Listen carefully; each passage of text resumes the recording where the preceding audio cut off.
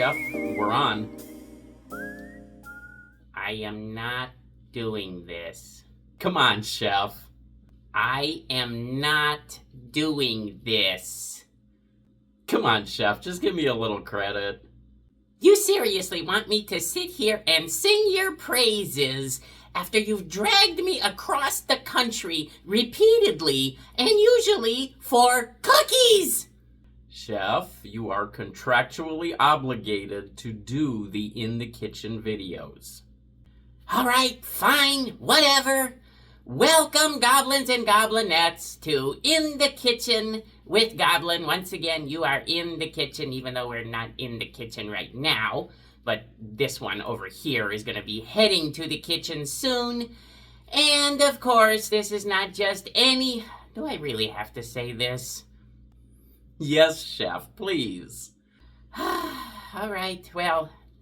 This is not just any episode of In the Kitchen, and that is because this is the, believe it or not, 1,000 subscriber celebration for this idiot that is sitting next to me right here. Thank you, Chef. Hello, Destin Goblin here. Welcome to another edition of In the Kitchen. Just like Chef said, yes, this is my 1,000 subscribers special, so I would like to thank everybody who has shown me any type of support whatsoever, whether you've been a subscriber from the beginning or whether you've joined me recently. You know how much I love each and every one of you. It was quite a journey. We finally broke that 1,000 subscriber threshold, so again, thank you from the bottom of my heart. Well, look at PewDiePie go over here. You'll be at 58 million subscribers probably in like 147 years. So yeah, okay, what have you got for us today, Destin Goblin? All right, well, I did put a poll up on my community page, and at the time that I decided on what kind of video this was going to be, the poll actually ended up tied. So I had offered everybody some options as far as what I should do for my 1,000 subscriber special, and the two choices that came up tied were to cook something, cook up a recipe of some kind, cook up some type of item, and the other one was to eat some type of a bizarre or unusual item. So since it ended up tied, what I've decided to do is we will cook up something bizarre or unusual and eat that along with another bizarre and unusual item as well.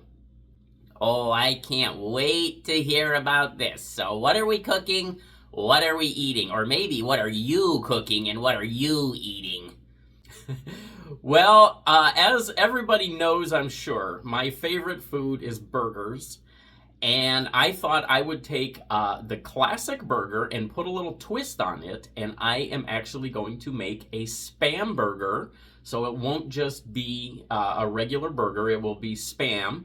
And then the bun will be made from ramen noodles. So I'm going to make ramen noodle buns for this Spam burger. And then on top of that, I'm going to put some toppings on there too that are a little bit different.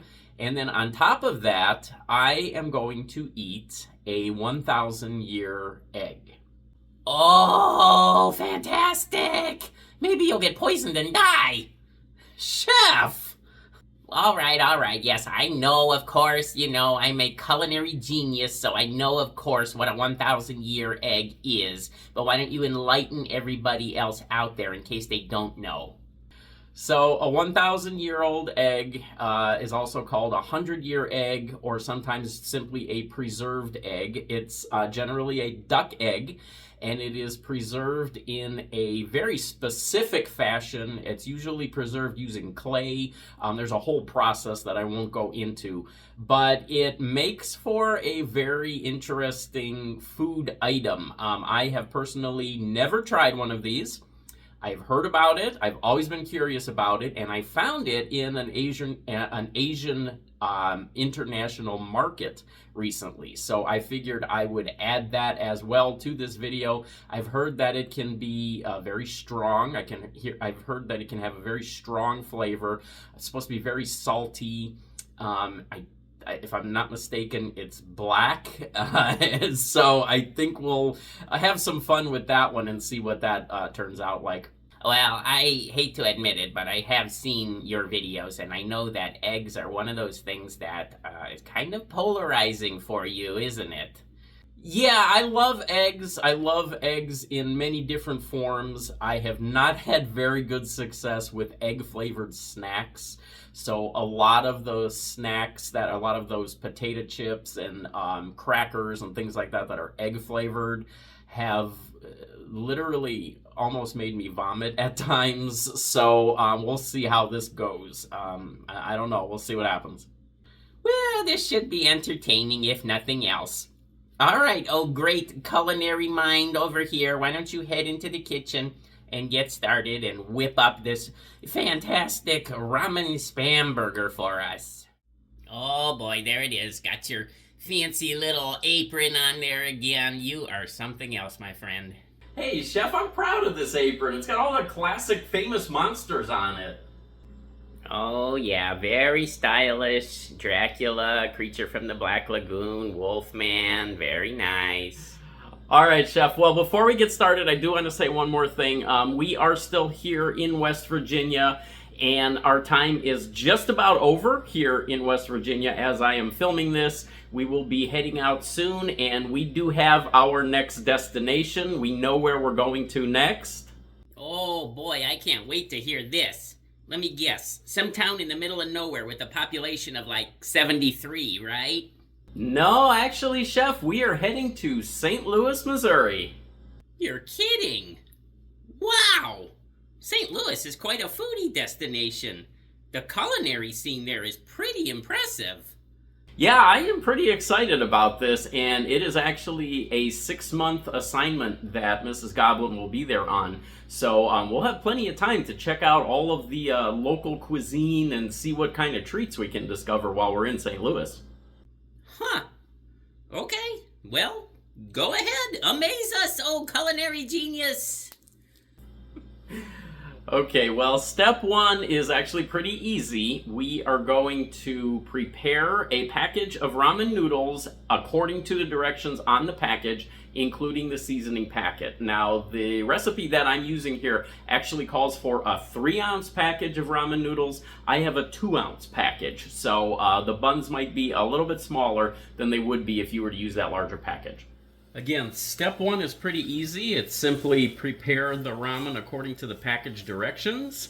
And in this case, the package calls for 1 1/3 cups of water coming to a boil. Then we go ahead and add the noodles and the sauce.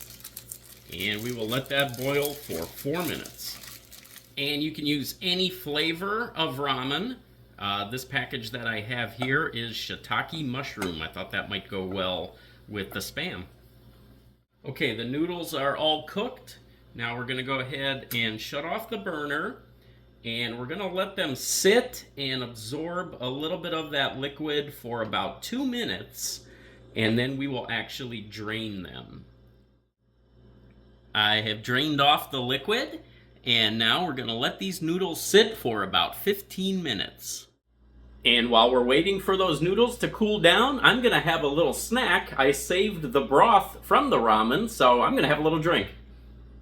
Why are you so weird? You know, that's not the first time I've heard that, Chef. But come on, seriously, I think this would make a fantastic bull shot. A what? Really? You've never heard of a bull shot, Chef? I've heard of bull shot, which you are quite full of. No, Chef. A bull shot is an alcoholic beverage that was very popular in the, I think it was like the 1950s and 1960s. You don't see it so often now anymore, but I still like them. Basically, you take beef broth, although you can use any kind of broth, and you mix it with some alcohol. I prefer vodka, but you can use just about anything. Okay, moving on. Our noodles are all cooled down, and now I have 1 large egg, just kind of lightly beaten, and I'm going to stir that into the noodles.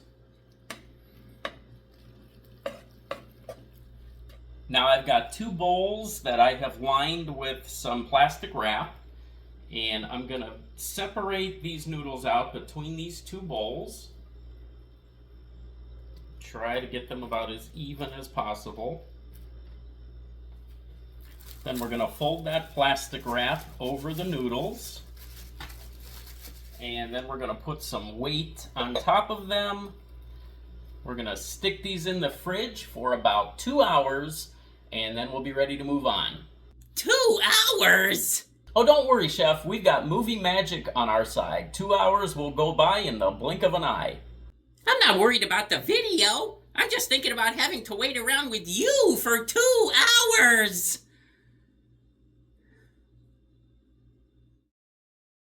Well, 2 hours have flown by. Maybe for you.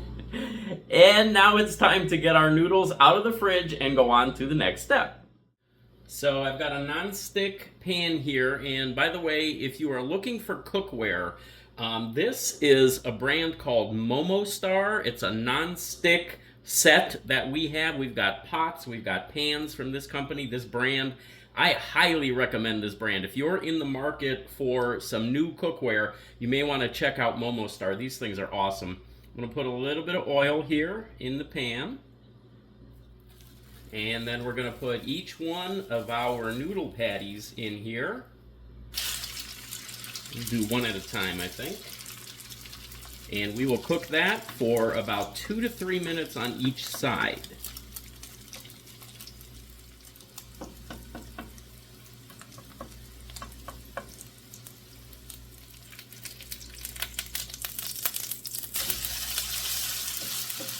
Just want to get that nice and browned and crispy on each side.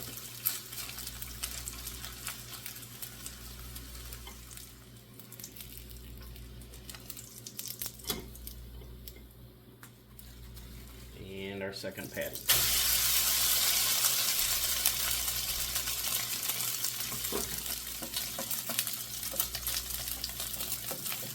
Alright, meanwhile I've got a can of Spam here, just regular original flavor Spam.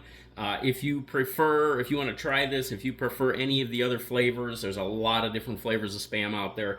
I just figured the original would kind of match best with the other flavors.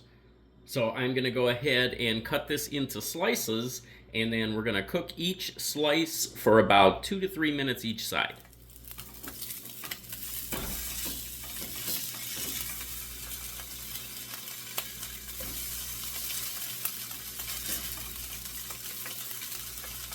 And you just want to basically brown this to your preferred degree of doneness or brownness. I think that looks pretty good for me. Alright, so now it's time to go ahead and assemble our Spam burger. I've got these seaweed sheets here. I'm going to put a few of those down. Some of those on the bottom. Then we'll add our Spam. And we will top that with a couple of more of those seaweed sheets. And then I've got some kimchi.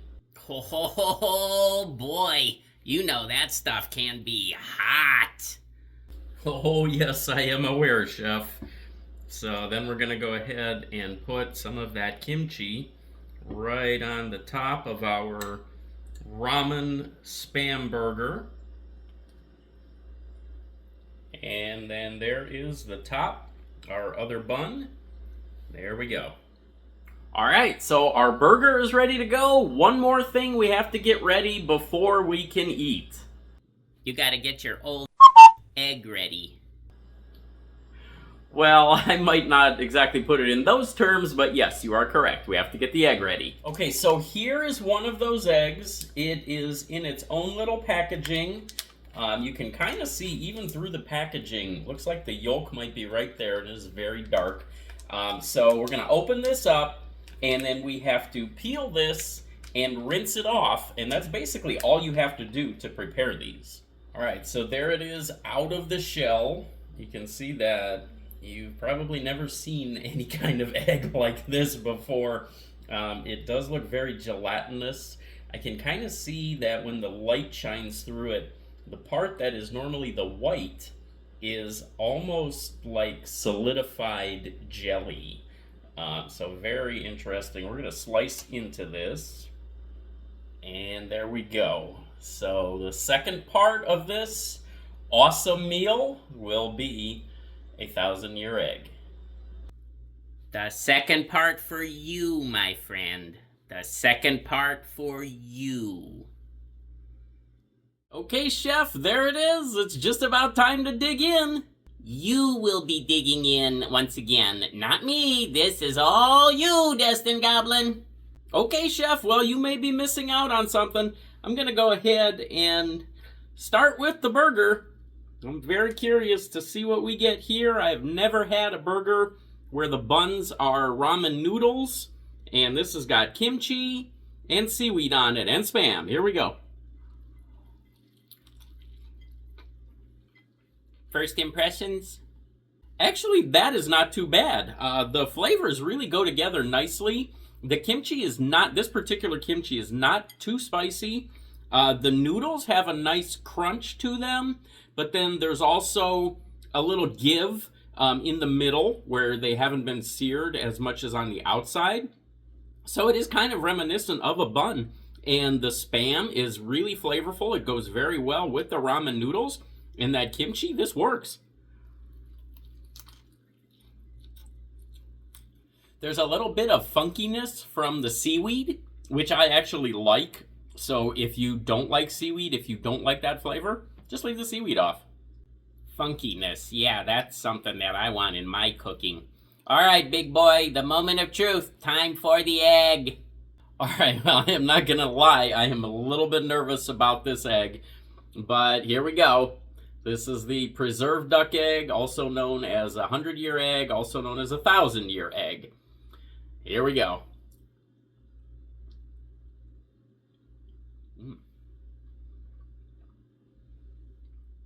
This is one of the most bizarre things I have ever eaten. It's not terrible. At least that first bite wasn't. I wouldn't want to eat a whole dozen of these. It's salty, but it's not overly salty. The white part is very gelatinous, and that makes for a very unusual texture in your mouth with the flavor. The flavor is very prominently egg.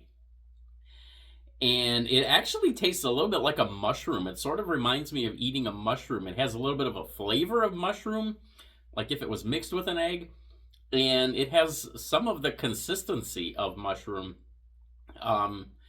It's bizarre. It's like egg-flavored Jell-O. The yolk part is nice. The yolk part is actually creamy, and it does have more of a sort of a mushroom flavor to it. And then the white part is what really throws everything off with that texture. If I had to eat more of these, I think I would want to eat the yolk, but not the white part. All right, well, there we go. There's a recipe for you if you're interested in trying a ramen Spam burger. There you go. Now you know how to make one. And you got to look at what a 1,000-year egg tastes like. Oh, boy. All right, well, there we go. Destin Goblin, do you want to say anything before we get out of here? Yes, I would like to thank everybody once again from the bottom of my heart. All of my subscribers, whether you've been with me right from the start or just come on board, thank you, each and every one of you. I love each and every one of you. I'm going to keep trying to put out content that you enjoy. I'm going to try to entertain everybody out there. I'm going to try to inform you of some products you may not have known about before. And of course, I'm going to bring along this crazy bunch with me as well. All right, there we go. We will see you next time. And don't forget to join us in 6 years when this guy hits the 2,000 subscriber mark. Chef.